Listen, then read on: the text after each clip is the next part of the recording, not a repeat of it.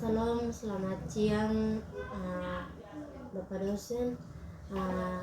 Pada kesempatan kali ini, di mana saya akan mempresentasikan materi yang sudah diberikan dari Bapak dosen sebagai hasil ujian akhir semester.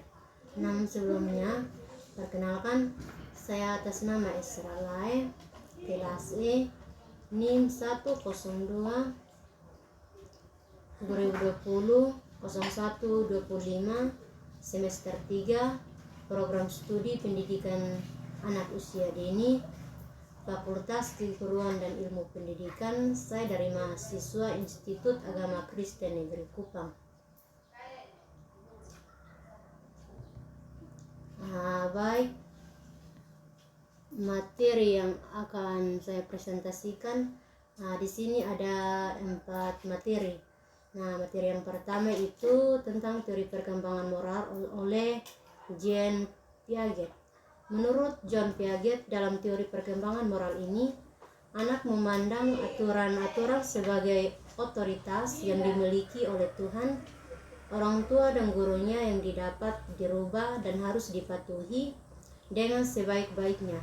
Dalam perkembangan selanjutnya, anak berusaha mengatasi konflik dengan cara-cara yang paling mengutamakan dan mulai menggunakan standar keadilan terhadap orang lain.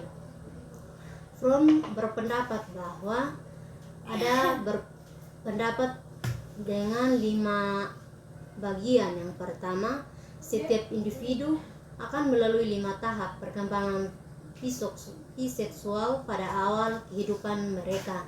Yang kedua, kegagalan individu untuk melaksanakan tugas perkembangan di peringatan tertentu akan mendatangkan masalah. Yang ketiga, mereka akan terus bertindak sehingga masa dalam peringatan walaupun tidak dewasa. Yang keempat, perkembangan yang akan menghasilkan individu yang mampu mengenalkan ego untuk mengawali ide dan superego yang berkesan.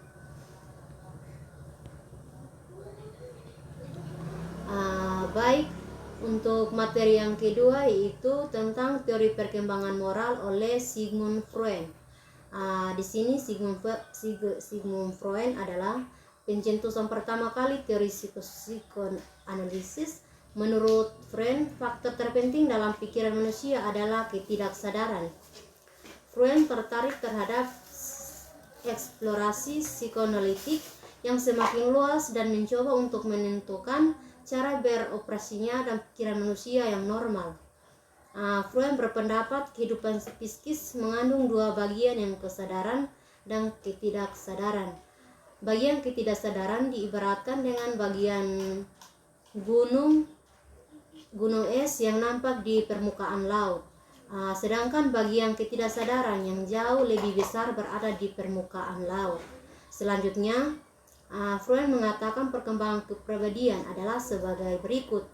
Ada 4 tahap. Tahap yang pertama, fase oral. Fase oral itu anak berusia 0 sampai 18 bulan. Yang kedua, fase anal. Fase anal punya anak berusia 18 bulan sampai 3 tahun. Yang ketiga, fase falis.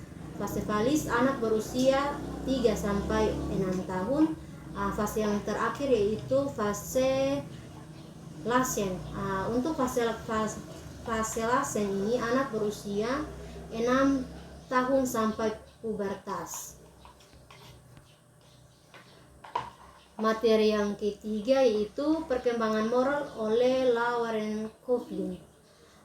Koffling mengatakan bahwa terdapat pertimbangan moral yang harus diuraikan dan yang biasanya digunakan untuk mempertanggungjawabkan perbuatan moralnya. Adapun tahap-tahap perkembangan moral tersebut yaitu ada 3 bagian.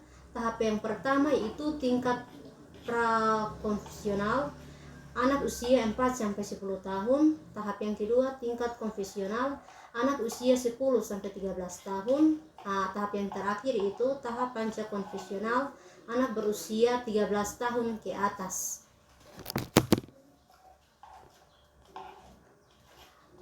Loren Klom, moral ini tidak hanya dapat mengandung penilaian terhadap perilaku atau kealiasan, tetapi juga untuk mengembangkan kognitif. Di berusia remaja, moral ini mulai dapat dipertanggungjawabkan oleh si anak.